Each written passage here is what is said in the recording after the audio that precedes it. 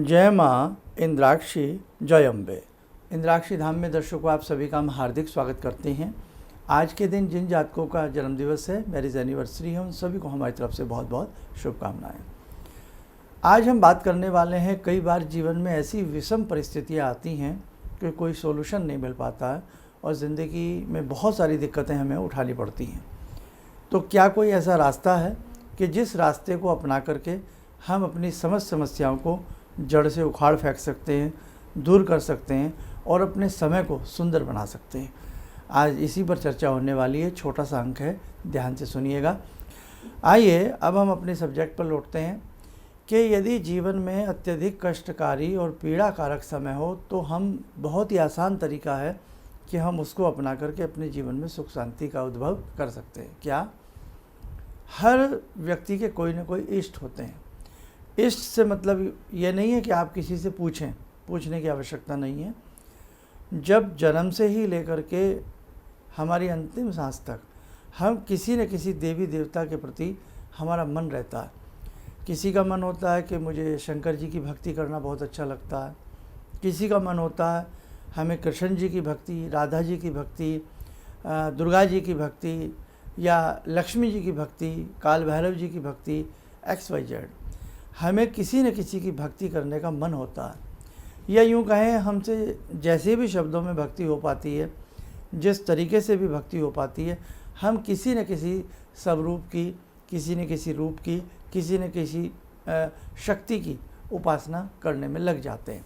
वो बात अलग है कि हम लंबे चौड़े स्तोत्र ना पढ़ें, हम विशेष मंत्रों का पाठ ना कर पाएँ, हमें विधि विधान मालूम ना हो। लेकिन कहीं न कहीं अगर हम मन की बात करें, मन को टटोलें, तो हर व्यक्ति के मन में छिपा हुआ एक उपास्य होता है जिसकी उपासना करने का उसका मन होता है। क्लियर हो गई इतनी बात? तो बहुत ही कम ऐसा कोई व्यक्ति होगा जो ये कहेगा कि भाई मेरा ध्यान तो कहीं भी नहीं है। बहुत कम, ऐसे रेयर चांस होता है। तो ऐसे लोगों के लिए भी एक आंसर है। और जिन लोगों के मन में जन्म से या कोई स्वरूप बस जाता है कि मुझे इनकी भक्ति करनी चाहिए, आप उन्हीं को अपना इष्ट बना लें, उन्हीं को अपना इष्ट बना लें। और जिनके मन में कोई ऐसी बात नहीं आती, ऐसी धारणा नहीं आती कि हम इनकी भक्ति करें या किनकी करें, कोई समझ में नहीं आता, तो ऐसी स्थिति में हम कहीं से गुरु मंत्र लें, गुरु दीक्षा लें। और जो गुरु आपको जिस इष्ट का मंत्र दे, जिस शक्ति का मंत्र दे, वही आपके इष्ट हो गए। समझ गए आप? अब उन लोगों को भी आंसर मिल गया कि हमें अपना इष्ट बना लिया हमने। और जिनका मन बचपन से किसी न किसी भक्ति में लगा रहता है, किसी स्वरूप के प्रति, उनका इष्ट तो बन गया। बहुत लोग हमसे सवाल पूछते हैं कि हम अपना इष्ट किसे बनाएं। तो देखो बेटा, मेरा तो यही आंसर होता है कि जिस तरफ आपका मन हो, जिस स्वरूप पर आपका मन हमेशा मन करता हो मैं इनकी भक्ति करूं, मंत्र पढ़ूं, आप स्वयं उन्हें अपना इष्ट बना सकते हैं।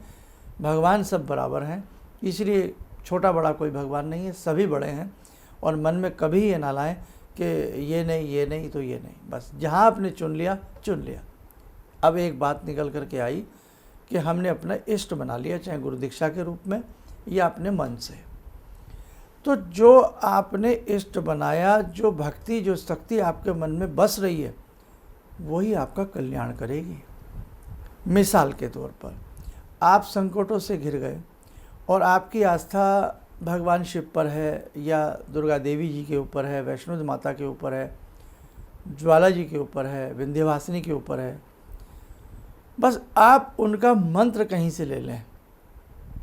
हर शक्ति के मंत्र मिल जाते हैं आजकल। तो वो मंत्र ले करके उस मंत्र को बहुत हृदय से आप किसी अच्छे समय से, या भक्ति के लिए तो सभी समय अच्छे होते हैं, शुभ काम के लिए ज़्यादा सोचना विचारना नहीं चाहिए। और भक्ति के लिए तो समय सुबह भगवान का नाम तो किसी भी घड़ी में, किसी भी पल में यदि व्यक्ति लेने बैठ जाए तो अशुभ नहीं हो सकता।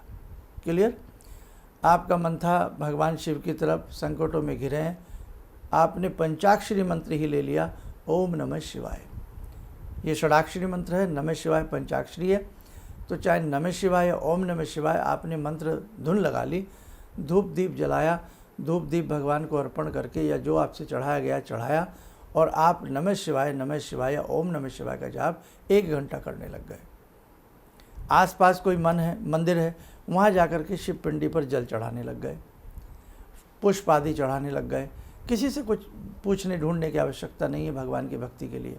और आप अनवरत तरीके से एक भावुक भक्ति, एक प्रगाढ़ भक्ति करने लग जाइए, आपका समय बदल जाएगा। ये निश्चित बात है बेटा। अब आप कहेंगे साहब मुझे तो कोई स्तोत्र नहीं आता। अरे भैया, हर स्वरूप के छोटे छोटे मंत्र होते हैं। राम जी के प्रति आपकी आस्था बहुत है। राम नामाय नमः, ओम रामाय नमः। मंत्र कहीं से मिल जाए, ओम राम रामाय नमः। आजकल मोबाइल सब चलाते हैं, उस पर डालेंगे राम जी के मंत्र, श्याम जी के मंत्र, दुर्गा जी के अनेकों मंत्र आ जाएंगे। जो भी मंत्र आपको सहज भाव लगे उस मंत्र को आप पढ़ने लग जाइए। ये तब की बात है जब आपने कोई गुरु नहीं बनाए हैं और आपका मन बस करता है कि मैं स्वयं करूं जो करूं। और तब की भी बात है जब आप विषम संकटों में फंस जाएं। तो आप हमारी ये बात मान के देखें, आप एक इष्ट बना करके आप उस भक्ति को बहुत भाव से करने लग जाइएगा। आप कम से कम 2-4 महीने करिएगा। 2-4 महीने में भी आपको अच्छे रिजल्ट मिलने लग जाएंगे और भगवान ही आपको गुरु से मिला देंगे। कई बार भक्ति करते करते मन में आता है हमारे भी कोई गुरु होने चाहिए, हम भी किसी को गुरु धारण करें, हम भी कहीं से गुरु मंत्र लें, हम ये मंत्र सही पढ़ रहे हैं या गलत पढ़ रहे हैं, काश कोई गुरु जी मिल जाए वो हमें सही बता दें। ऐसे ऐसे ख्याल साधक के मन में आने लगते हैं। और ये कब आते हैं?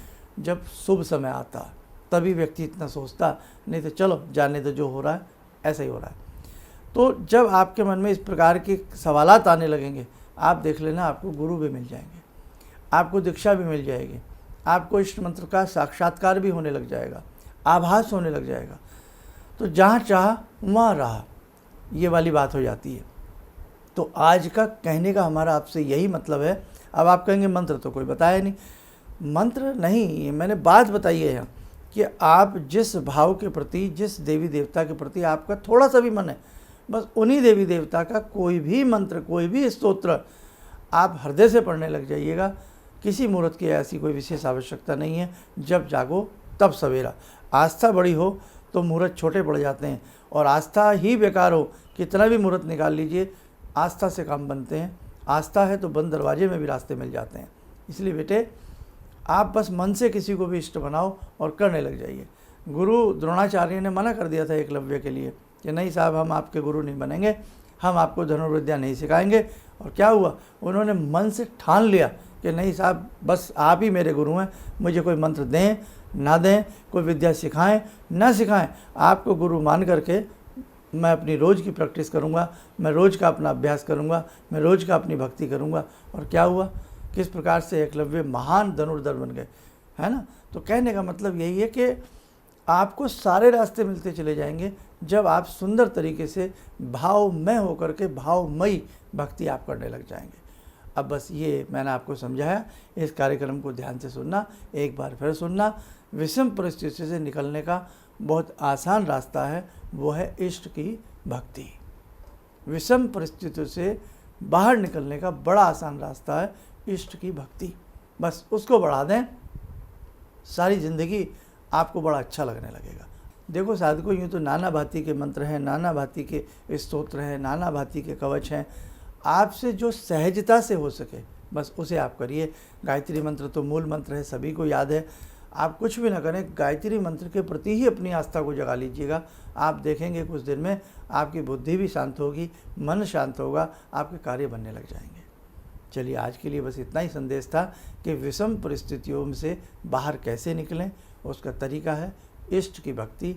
मन से करिएगा, आपको अपने आप में अच्छा लगेगा। आप सब सुखी रहें, स्वस्थ रहें। इन्हीं शुभकामनाओं के साथ हम अपनी वाणी को विराम देते हैं। जय जय अम्बे।